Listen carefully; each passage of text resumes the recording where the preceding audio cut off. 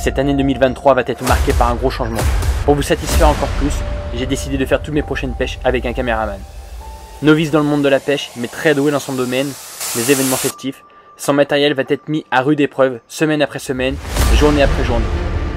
On va vous faire suivre les championnats du monde, une multitude de pêches telles que le carnassier, la pêche en mer, la carpe et des voyages. On va consacrer à présent 50% du mois sur la préparation de vidéos YouTube. Êtes-vous prêts à nous suivre? Allez-vous être satisfait? Réponse dans les prochaines vidéos.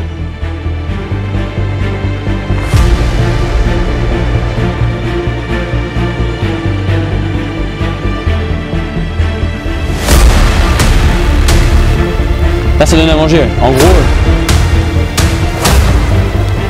quand ça tombe dans l'eau, dans le petit bouton rouge là, et ça donne à manger au loin là.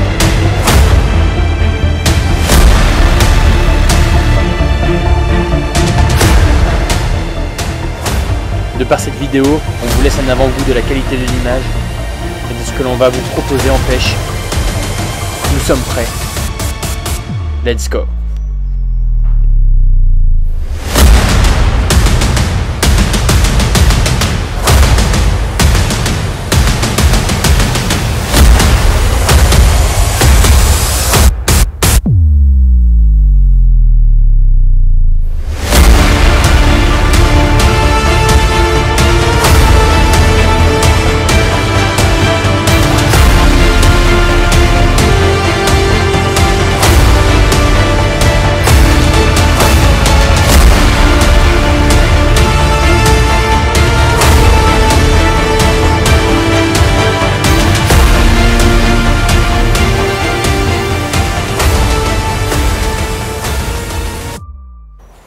Salut à tous, aujourd'hui petite vidéo pour vous montrer les quelques nœuds que j'utilise tout au long de l'année pour tout type de pêche et tout type d'instrument. Premier nœud, donc comment raccorder son spot à sa tête de ligne. Donc il existe 1001 nœuds, donc beaucoup font le nœud de cuillère et autres. Moi j'utilise un nœud donc toute l'année. Donc en fait ce que je fais, donc là vous avez votre corde de ligne donc, qui va au sion, le bout de votre tresse qui est là. Donc ce que je fais, je plie sur une trentaine de centimètres ma tresse en deux, donc ça vous fait deux morceaux. Je viens passer la boucle dans mon œillet, ce qui fait que le spot est en suspens, donc je tiens mes deux extrémités. Je fais un nœud basique, et dans ce nœud basique, il va falloir que j'agrandisse la boucle, et en gardant le petit bout. Je viens ensuite passer mon spot dans la boucle, je mouille. Et là, on prend la plus grande des extrémités, on l'attend et le nœud est ultra solide et quasiment incassable. Très simple d'utilisation. Pour couper c'est pareil, le nœud est assez gros. Bon, la tresse est un peu dure. Voilà, donc je vous le refais. J'enlève l'excédent. Donc ça c'est ce qui part vers le sion, ça c'est notre bout de tresse qui vogue. Donc on prend la tresse, on la plie sur environ 30 cm. On prend la boucle qu'on passe donc dans l'œillet. On y tend, un nœud basique. On monte la boucle. On passe le spot dans la boucle. Donc c'est pour ça qu'il faut faire 30 cm puisque les gros spots sont assez grands. Là vous prenez le plus long des fils, donc c'est celui qui repart au sion. Vous le tendez. Et c'est good. Il n'y a plus rien à faire. Plus qu'à couper l'excédent, mais moi je laisse, ça gêne pas. Et là, bon, c'est incassable. Un nœud que j'utilise régulièrement, donc c'est le nœud pour accrocher l'attache rapide du clip plomb. Donc moi ce que je fais souvent, c'est que je mets mon clip plomb directement sur la tête de ligne. Donc j'ai pas de lait de corps ou de gaine plombée et autres. Donc j'utilise une tête de ligne coulante. Donc là c'est le même principe que le spod, c'est-à-dire que je viens donc à plier ma tresse en deux, donc sur une dizaine de centimètres, je la passe dans l'œillet de mon attache rapide, j'y fais un tour, yep. J'y passe mon émerillon dans ma boucle, et je viens attendre en prenant le plus grand fil, je coupe l'excédent.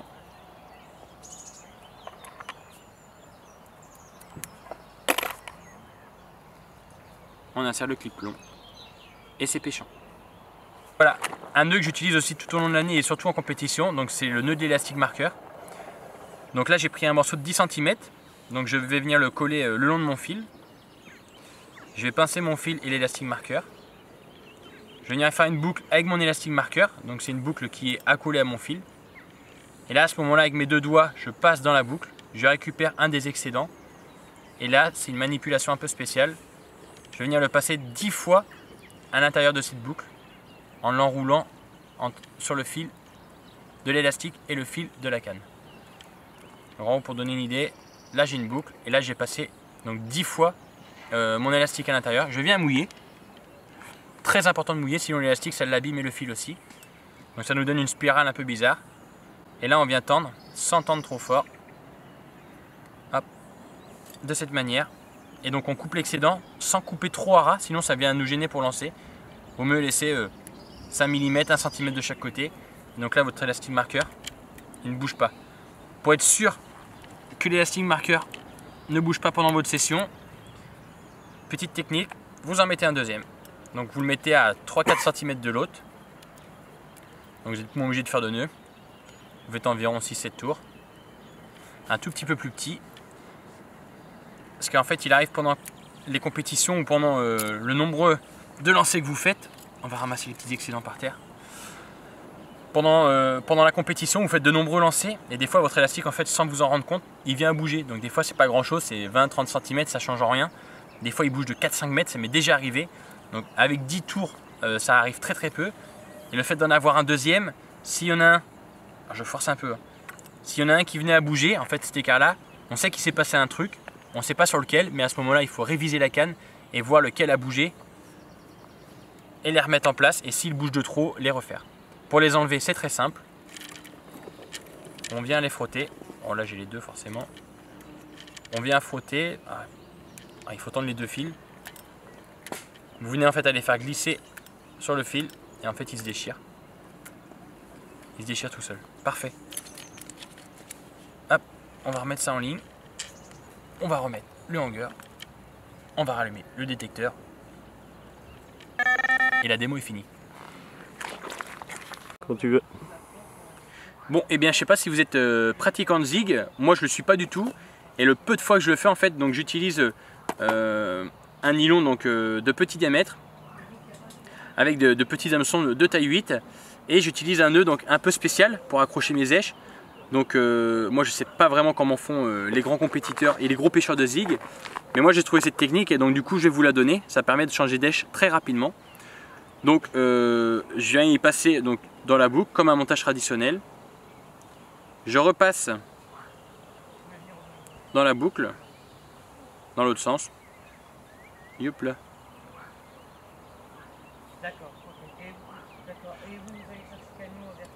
Donc là je viens descendre ma boucle à hauteur de la pointe de l'hameçon. Je tiens ma boucle.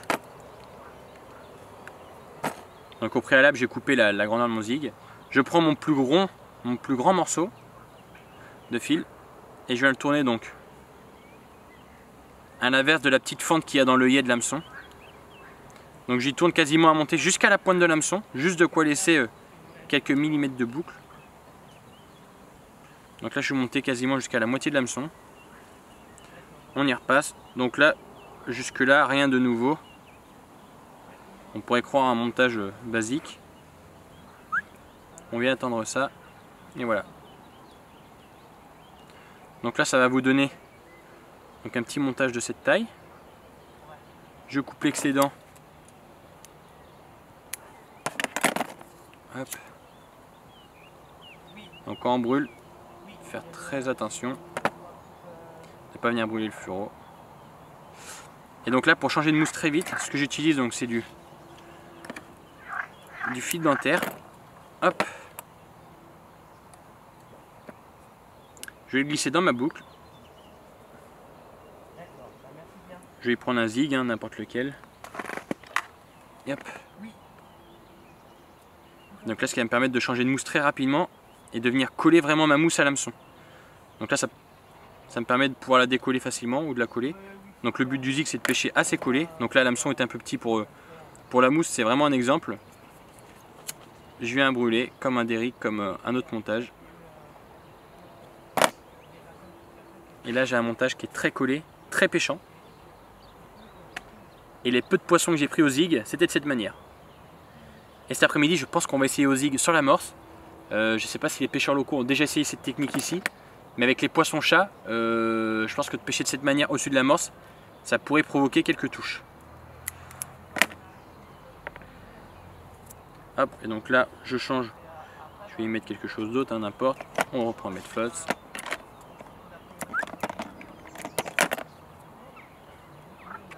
Du coup, ça vous permet de pêcher au zig. Et au lieu d'avoir 30 zigs d'1,50 m de près avec différentes couleurs, en étant bien dans sa pêche et rapide, ça prend, je pense, 30 secondes à changer la mousse. Donc là, une fois de plus, hein, c'est une grosse mousse, c'est vraiment pour vous montrer. Je brûle sans trop serrer. Et là, c'est à nouveau repêchant. Pour changer de mousse pas dure, je passe mon ciseau sous ce que j'ai brûlé. Je coupe sans abîmer la mousse. On enlève l'excédent. Et c'est reparti. Jusqu'à l'infini.